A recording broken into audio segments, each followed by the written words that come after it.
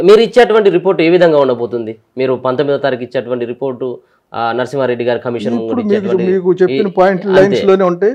లేదు నరసింహారెడ్డి గారు అడిగిన దాన్ని బట్టి ఇంకేమన్నా నా దగ్గర ఉన్న సమాచారం కానీ లేకపోతే వీటిలో ఉన్న ఇంప్లికేషన్స్ ఏంటి నేను అర్థం చేసుకోగలిగిన మేరకు ఆయనకి సబ్మిట్ చేయొచ్చు. అలాగే ఇంకా ఏ సమాచారం తీసుకోవాలి, వాటిని ఏ కోణంలో విశ్లేషించాలనేది నాకేమన్నా అర్థమైంది ఉంటే ఆయనకి చెప్పగలుగుతాను.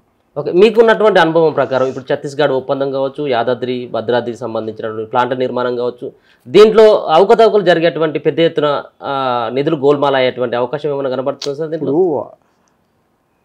ఇప్పుడు న్యాయం తక్కువ ధరకి లభించే అవకాశాలు ఉంటే వాటిని వదిలిపెట్టి ఛత్తీస్గఢ్కి వెళ్ళాం. అవును, తక్కువ వ్యయంతో చాలా తక్కువ సమయంలో అమలు చేయాల్సినవి చాలా ఎక్కువ పెట్టుబడి వ్యయమైంది, చాలా ఆలస్యం అయిపోయింది సంవత్సరాల తరబడి. దీనివల్ల అన్ని నష్టాలు వస్తున్నాయి, అనవసరమైన భారాలన్నీ పడుతున్నాయి జనం మీద, రాష్ట్ర ప్రయోజనాలు దెబ్బతింటున్నాయి. ఇప్పుడు ఉత్పత్తి చేస్తారు, సరఫరా చేస్తారు, దానివల్ల అవసరాలు తీరుగుతాయి. కానీ ఎంత భారం పెడుతున్నారు, అనవసరమైన భారం ఎందుకు పెడుతున్నారు అనేది సమస్య.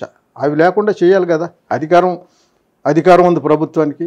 అలాగే ఇవన్నీ అభివృద్ధి చేయాల్సిన బాధ్యతలు ఉన్నాయి. కానీ ఆ అధికారాన్ని సద్వినియోగం చేసి రాష్ట్ర ప్రయోజనాలు కాపాడే పద్ధతిలో, వినియోగదారుల ప్రయోజనాలు కాపాడే పద్ధతిలో చెయ్యాలి. అది అలా కాకుండా విపరీతమైన భారాలు పడే పద్ధతిలో ఇవాళ పరిణామాలు అలా వచ్చినాయి ఈ నిర్ణయాలు, తొందరపాటు నిర్ణయాల వల్ల. అది ఇప్పటికే కమిషన్ ఏదైతే 24 మందిని విచారించింది, సిఎండి ప్రభాకర్ రావును సైతం విచారించడం జరిగింది 15వ తేదీ లోపల.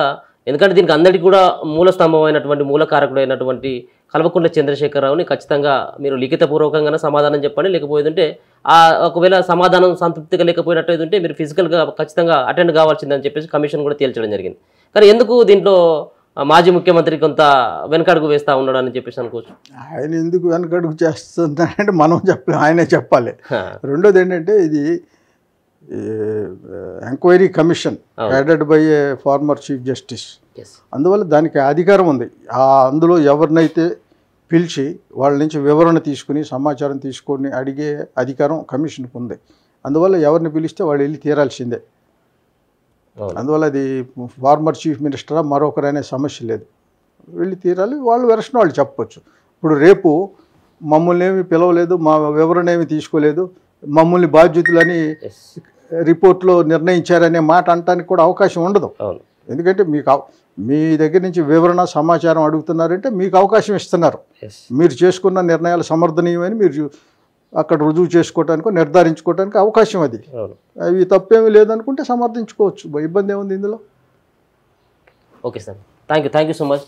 మొత్తానికైతే ఇటీవల జరుగుతున్నటువంటి ప్రచారం, ఈ విద్యుత్ రంగం సంబంధించినటువంటి సంస్థలే కావచ్చు, మరో పక్కన ఛత్తీస్గఢ్ ఒప్పందం సంబంధించిన విషయంలో రకరకాలైనటువంటి ఊహాగానాలకైతే కొంత క్లారిటీ వచ్చిందని అయితే అనుకోవచ్చు. మొత్తానికి మాజీ ముఖ్యమంత్రి కల్వకుంట్ల చంద్రశేఖరరావు ఖచ్చితంగా ఇప్పుడు ప్రభుత్వం నియమించినటువంటి కమిషన్ ఏదైతే ఉందో నరసింహారెడ్డి గారి కమిషన్, ఆ కమిషన్ ముంగట ఖచ్చితంగా హాజరు కావాల్సిందే. ఖచ్చితంగా ఇలా జరిగినటువంటి వాళ్ళు అడిగినటువంటి అంశాలను ఖచ్చితంగా కూలంకుషంగా చెప్పాల్సిందే అన్నటువంటి అభిప్రాయాన్ని వేణుగోపాలరావు గారు వ్యక్తం చేస్తూ ఉన్నారు. అంతేకాకుండా ఇప్పుడు జరిగినటువంటి భద్రాద్రి యాదాద్రి పవర్ ప్లాంట్కు సంబంధించినటువంటి విషయంలో కొంత నిధులు గోల్మాల అయినటువంటి కొంత చర్చ నడుస్తూ ఉంది. దీనిపైన కూడా క్లారిటీ ఇవ్వాల్సినటువంటి అవసరం అయితే ఉంది.